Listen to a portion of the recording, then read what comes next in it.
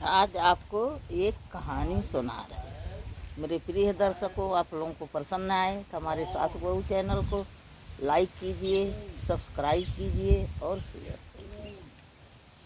तो कहते हैं मंदिर में घंटी क्यों बजाई जाती है और क्यों बजाई जाती, कब कब बजाई जाती और कब नहीं बजाई जाती।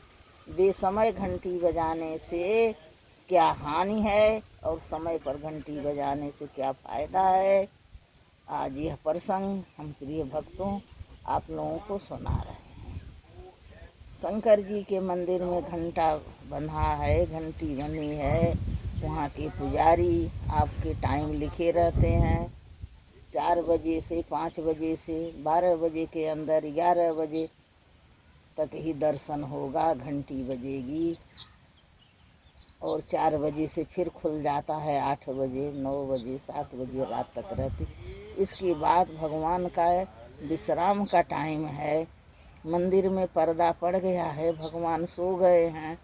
आप कहीं से आए गिरते पड़ते, दूर दराज से आए, देर सवेर हुई है तो आप तो सोचते हो मैं घंटी बजा दूं, भगवान के दर्शन कर लूं। मैं उतनी दूर से आया हूँ, थोड़ी सी देर हो गई, क्या हुआ। तो असमय घंटी बजा दी, भगवान के सो जाने पर आपने घंटी बजाई।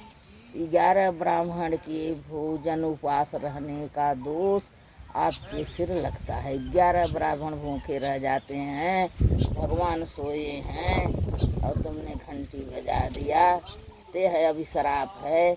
आपके सिर पर 11 ब्राह्मण के भूखे रहने का दोष आपके सिर पर आता है।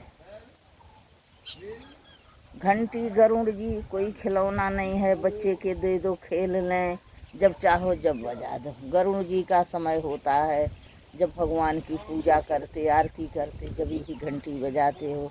जब घंटी बजाते तो भगवान भोग स्वीकार करते हैं, बिना गरुड़ जी के भोग नहीं स्वीकार करते।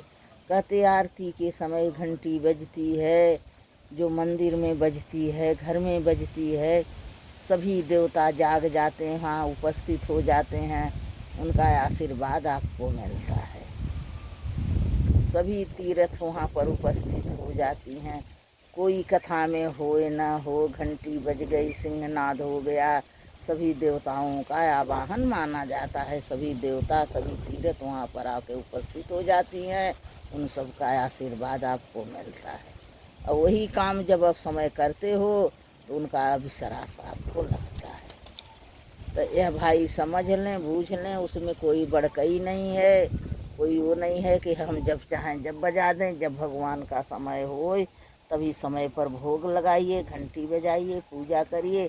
12 बजे के बाद राक्षसों की पूजा होती है, वो भगवान की पूजा नहीं मानी जाती। भगवान भी विश्राम कर रहे हैं तो उन्हें क्रोध आता।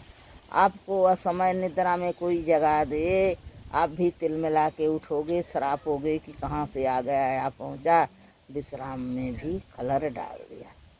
इसी तरह भगवान के विश्राम में भी खलर नहीं डालना चाहिए।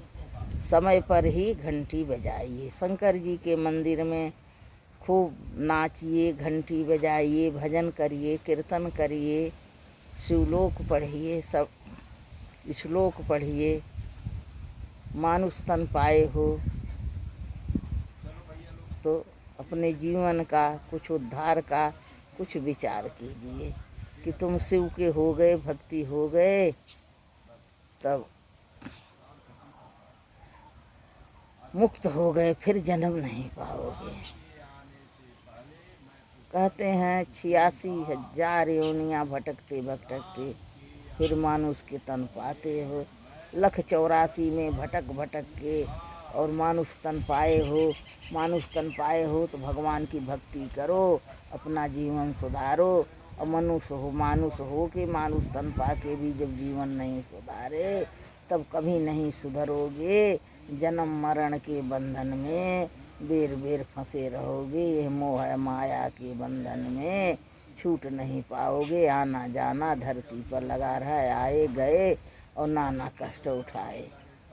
कहते 1,84 घूम के नाना कष्ट उठाए, जन्म मरण के हो गए, तब शरण तुम्हारी आए। तो यह सोच समझ के अपना जब मानुष तन पाए हो तो अपना फंद कटाने का कुछ उपाय करिए, भगवान शंकर में लीन हो जाइए।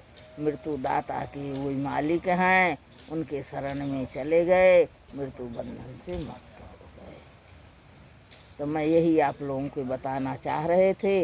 आप लोगों को पसंद आई हो, हमारे सास बहू चैनल को लाइक कीजिए, सब्सक्राइब कीजिए और शेयर कीजिए। और यही हमारी रिक्वेस्ट है, आप लोगों से प्रार्थना है कि यह समय भगवान को डिस्टर्ब नहीं करिए। यह समय मंदिर का पट बंद हो गया है, पट खुलने का इंतज़ार कीजिए, तभी दर्शन कीजिए।